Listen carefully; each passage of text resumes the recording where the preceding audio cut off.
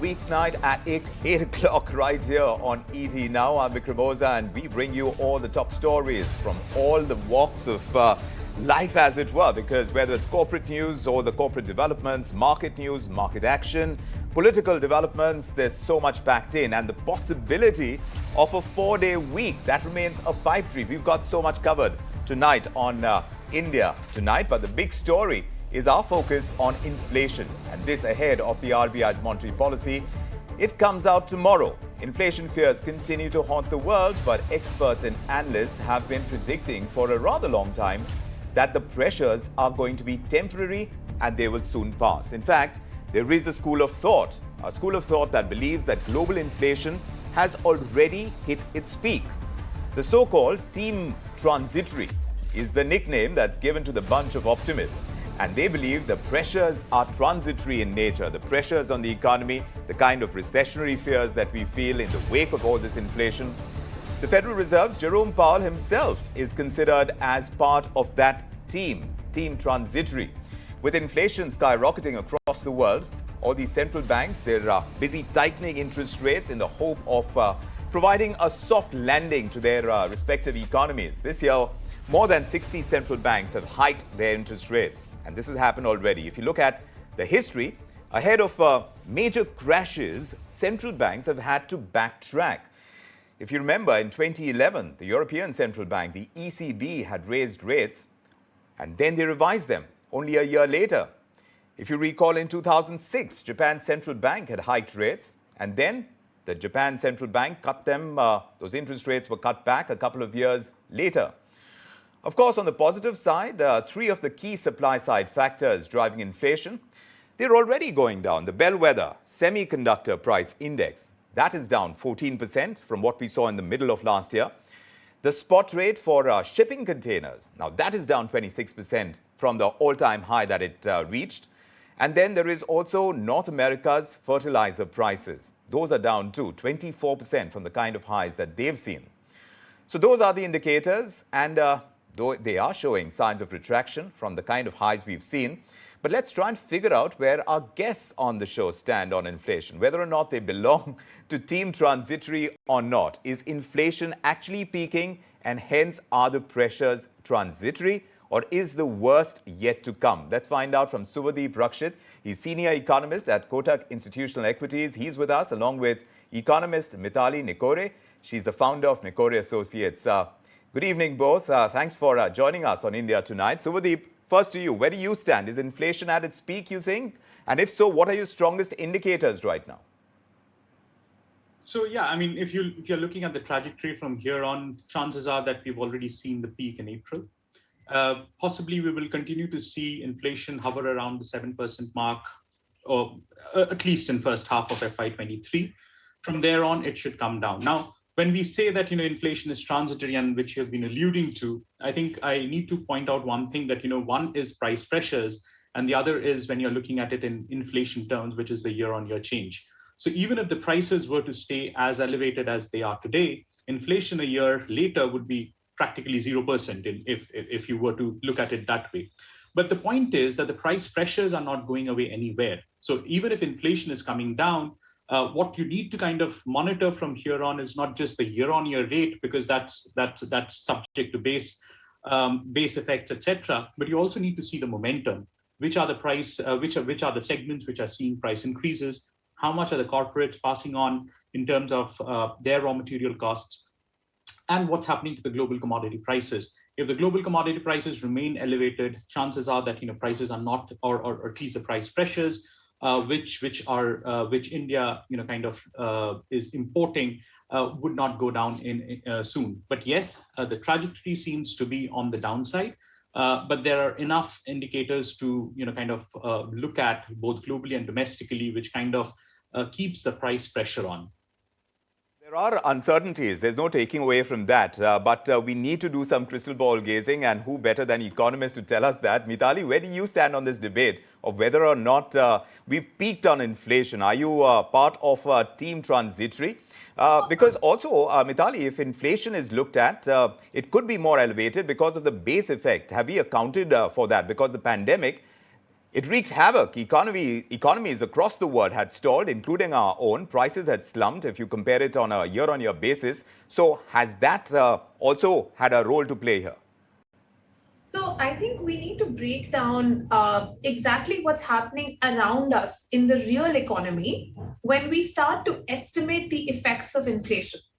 The first thing I want to say is that, at this point, when we compare what is happening in terms of, the end of COVID, in that sense of like, lockdowns, not the end of the disease, but also, towards the end of lockdowns and opening up of demand, almost like a freeing up of pent up demand, if you will, coinciding with the Russia Ukraine war, it creates a very different economic scenario to what has been seen, historically.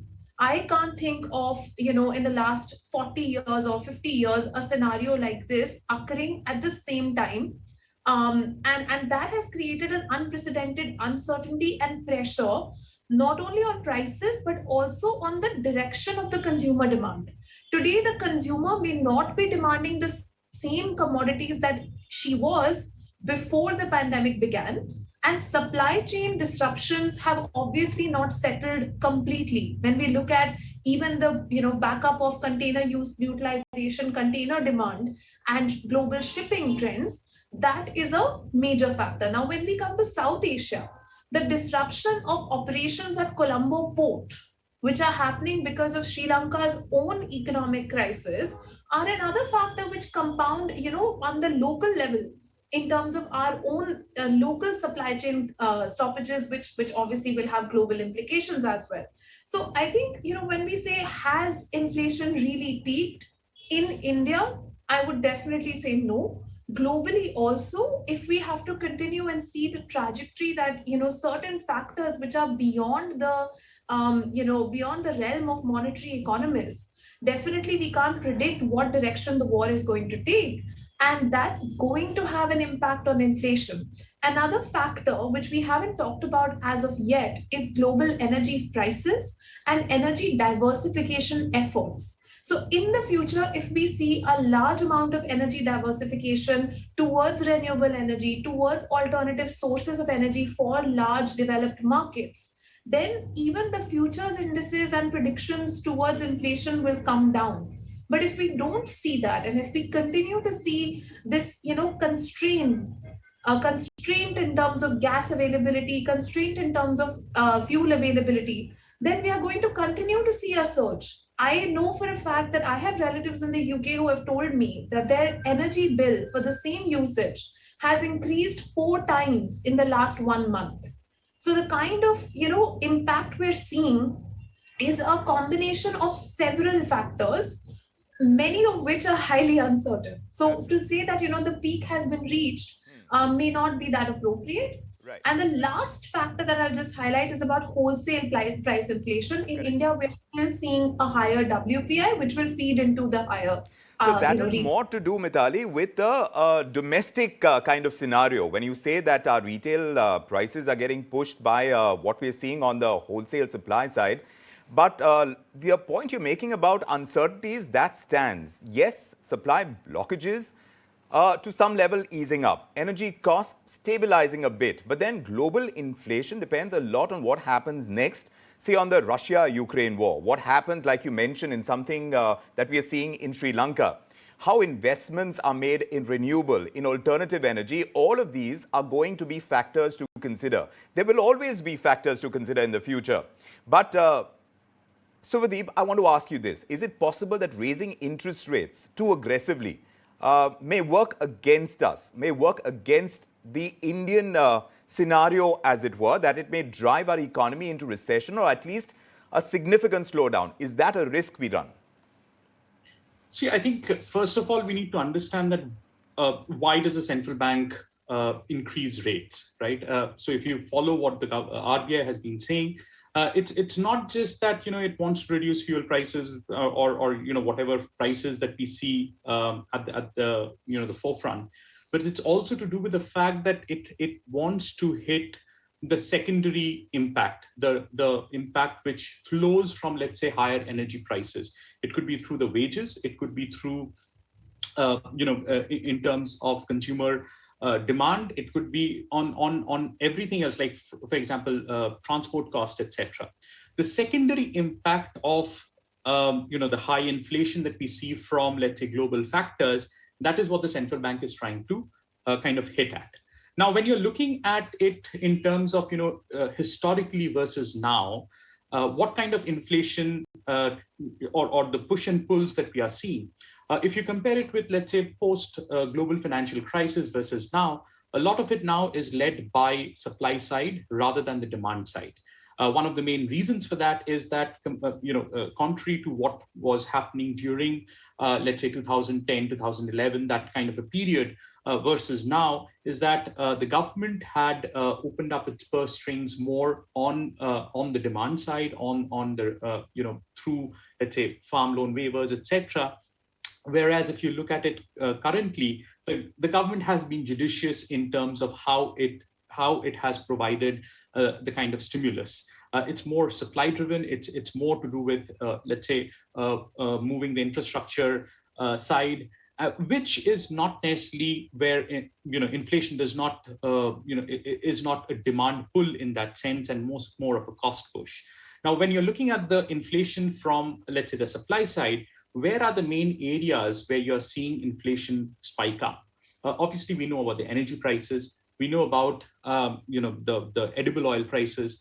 We know that there's also the metal prices, and hence the impact on a lot of other commodities. So one of the points that was raised, which is the WPI to CPI translation, part of it is happening, but a lot of it is not happening, and in some sense, that's kind of a pent-up inflation or a pipeline inflation, if you may want to term it. Right. Now, when you're looking at it from the policy angle, what the RBI can do, I think it's not just a monetary phenomena that you can do. I mean, it's not a monetary policy that you can come up with. It has to be a combination of monetary as well as fiscal policy. And we've already seen the first signs of it. While the RBI is raising rates, and it will continue to do so, you have the government which is coming in with the excise duty cut, or it is trying to cushion through, let's say, higher fertilizer subsidy, etc. So in some sense, there are fiscal measures which can kind of complement the monetary measures. So this is not an all-out monetary policy tightening that we should be having. It is a combination of monetary and fiscal that we should be having. We're already seeing the first measure that the government has taken, and it has been followed by, let's say, for example, export ban on so it needs wheat, to work in tandem. which will cool off the cereal price inflation, which had spiked up over the last couple of months. Right. So to that extent, I think it's a combination that we need to have. Yes, probably. Yes. Mitali, I also want to ask you, do we run the risk of retailers stocking up on goods to meet demand and guard against higher interest rates, etc.? Would that create a supply glut, an inventory glut, where we have more of everything and not enough demand? Is that scenario likely to happen following the same trajectory I was just asking Suvodeep? So actually, Vivek, I don't think that is possible, because I've been speaking to a number of mass retailers from the private sector, and the word on the street that I'm getting, especially around wheat, and the stock of wheat, is that ever since the wheat ban hit, a lot of stockists are now refusing to stock wheat because they used to actually use it for exports. So in many cities, especially the port cities, the large port cities, I'm currently in Kolkata right now, and we're noticing this in many of the large port cities, that, the stockists don't actually want to stock much. They want to keep their inventory costs low, and they're waiting a little bit for the inflation to settle down, and then to order a higher amount of inventory when the prices come down, actually, because right now even their cost of purchasing has gone up a little bit. So I think that there is a certain sense in the market that let's wait for 2 or 3 months before we start stocking up, and then we will increase the supply. The impact that we are definitely going to see in terms of other commodities. So this is in the case of food grains, where there is also an alternative with the PDS. But when we look at some of the other commodities like kerosene or cooking oil and things like that, there definitely the impact that you're talking about in terms of having a little bit of a fear in the market, and also in the mind of the consumer, to stock up, because you can see that the price is going up, and this is an essential good which is then not covered under your PDS system or food distribution system. There, even the middle classes have this sense of, okay, let us try to purchase maybe one extra or two extra. Correct. So there is that sense of hoarding that happens. But on a larger scale, Suvodeep, home sales are good indicators too. If interest rates rise, then the repayment burden falls on consumers. Will they get impacted in a big way, you think, in a significant way? So that depends on how far the RBI is willing to stand by its point, which it had said in the last press statement, where they said we are going to sacrifice growth to control inflation. Sure. That was repeated policy. So if we see successive rounds of rate increase, then definitely it's going to start hitting the demand in the real estate sector. I'm sure it already is starting to, but right now it's just one round of rate increases. Fair enough. If 4 or 5 rounds of rate increases, Yeah. then this effect will start becoming the dominant effect. Fair enough. And Suvodeep, about China, if China slows down, the world slows down, and that's a line that we oft hear. Considering they buy so much of industrial metal, agricultural products, energy, if those get scaled back, then many economies suffer, including India, isn't it? I mean, that's going to have a larger domino effect. Well, that's from the growth side perspective that you're talking about. But you on the flip side, if commodity prices, especially the metal prices, come off, it's a win situation for India. So, for example, one of the measures that you've recently seen is the export duty increase on the steel products, and that I think also has cooled the domestic steel prices. So yes, there are impact in terms of, if you're talking about China slowdown and if you're talking about global growth slowdown, the exporters at the end of the day get hit. But I think one of the ways to think about is that on the inflation side, you possibly get some more relief. A lot of the metal products, and especially autos, for example, or even your consumer durables to a great extent, would start seeing price. Some easing in the prices. And even if there's no easing in the price, at least you know that it's not moving north every month in some sense. So I think there are flip side in terms of growth versus inflation that we can see once we see some amount of global slowdown that can come in possibly in the second half of the year or second half of the fiscal year at least. One more point that you were raising in terms of the real estate side, just one point that we need to remember is that around 40% of the loans are externally benchmarked to the repo rate or the call rate, whichever rate that they are looking at. So externally benchmarked loan rates lending rates are around 40%. So there will be an impact, but I think the impact will be much more gradual than what interest rate rise and hence or what common theory would be kind of indicating. So, yes, the growth versus inflation debate, now that's something that the RBI is going to consider. Like you have mentioned too, we're looking at fiscal policy working in tandem with monetary policy, and that never goes off the table. They will have to work together to be able to control the kind of price rise and keep the wheels of economy chugging along, especially after the impact of the pandemic. Thanks indeed, both of you, for joining us and sharing your perspective with us, Suvodeep and Mitali. And indeed, these prices cooling off, measures like high interest rates, the cuts in fuel price hikes, the kind that we've seen in the recent past. How soon are we going to see these cuts? That remains to be seen when it comes to prices.